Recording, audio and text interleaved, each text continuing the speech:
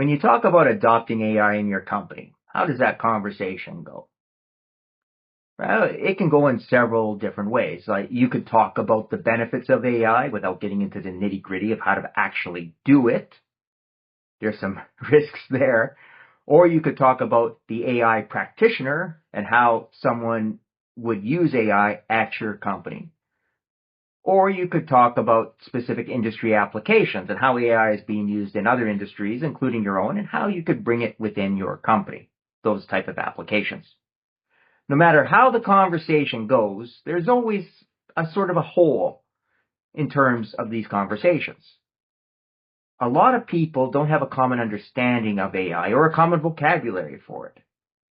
So when you have these conversations, they can be relatively bumpy.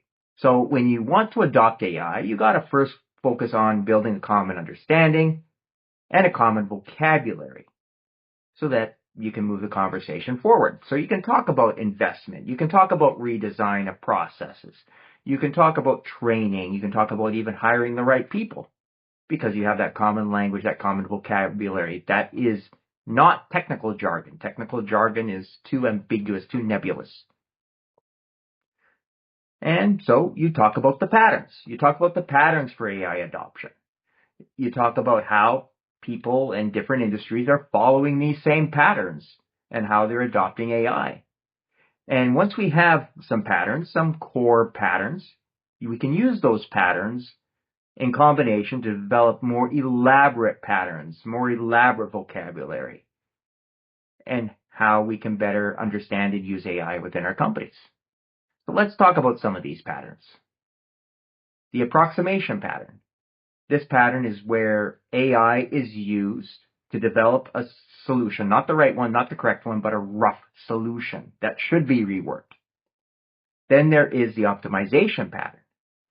The optimization pattern is where AI is gathering data, then it reorganizes, recategorizes, refactors that data so it better understands and uses that data. Then we have the execution pattern. This is where AI is used to conduct an assessment, and then AI may recommend or take a next step. So these are the three core patterns. And with these three core, we can create all these combinations of more elaborate patterns when we're discussing how AI is adopted in our companies. So let's get into a more deeper into these patterns. The approximation pattern. This is where we are getting examples. We're putting the examples into a template, and then we're fine-tuning the examples, tweaking them. Now, when people are doing individual, unique type of work, this is how people normally work. Like if I wanted to put together a strategy, I would look at examples in industry. I would then put together a boilerplate, and then I would then vet it with my team. If I'm designing a logo, I'd be looking at what the other companies are doing, getting examples. I'd start a draft, which would be my template for my logo, and then I'd vet it with my team. So this AI would support people like that. Approximation pattern would support people doing those activities. Now let's get into the next pattern, the optimization pattern. This is the pattern where data is being gathered, and then data is being reorganized, recategorized, factored, and then the data is adjusted based on what was learned. So people work like this. Analysts work like this. People who do data entry work like this, where they're looking at data in free text and then they're entering it into a form.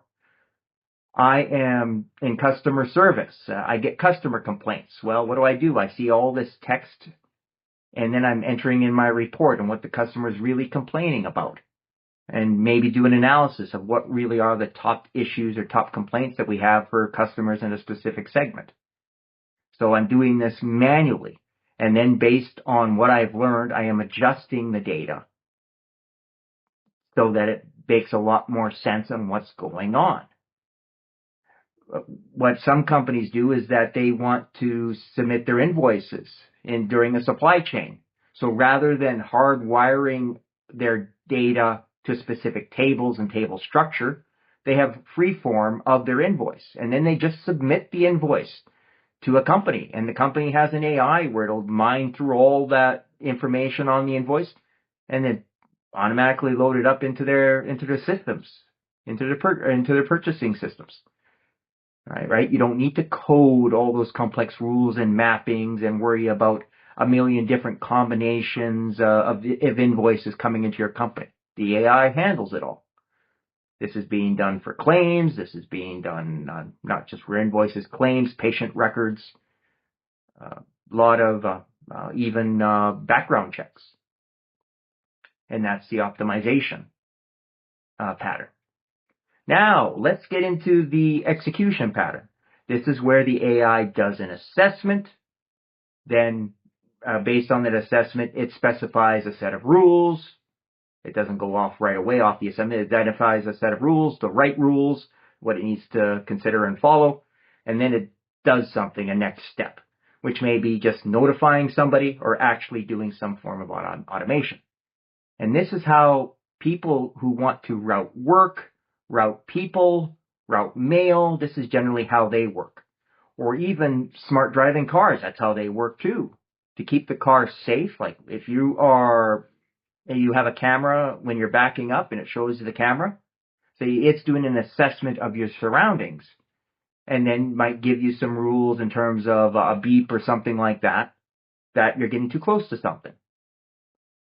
Right? And so this is but some actions are being done. For instance, I'm a patient in a hospital. I'm in emergency. An assessment is done on me based on various criteria, which may route me to various doctors, tests, or even a bed. I'm on the assembly line. A part's coming down. The assessment would be looking at the part, its orientation, making sure there's no defects, things like that, where the AI may decide to reposition the part, have a robot do something to the part, stop the line, or let things move forward. And that's the execution pattern.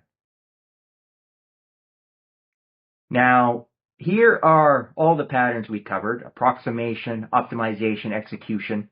Now, these aren't all the patterns. You could mishmash and combine a lot of these things together to form your own patterns. But the thing is that you identified patterns. You identified a vocabulary. Now you can identify things that you can actually talk about and scaffold to your existing processes. When I look at this, I have some ideas now on how to do process redesign, or how to do training, or who to hire, and when to invest.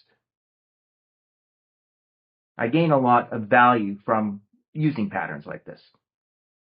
Now, these patterns can be misapplied, and that's a very different conversation altogether. And they're misapplied because people miss out on the nuances of these patterns, the nuances of how AI works, and the nuances of how people actually work within their company. And I'll talk about all of that in my next video.